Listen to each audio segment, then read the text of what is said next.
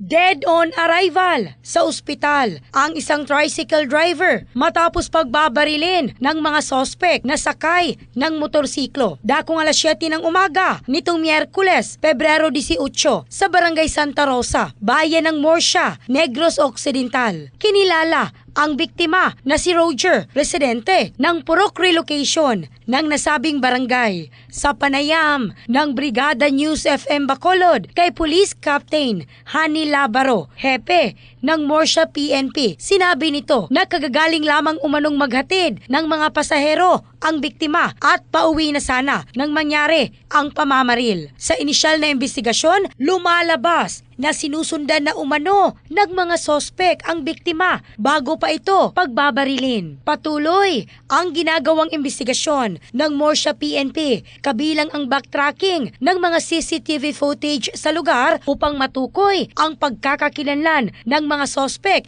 at ang motibo sa krimen. In the heart of changing lives, ako si Michelle Craste ng Brigada News Philippines, the Music and News Authority.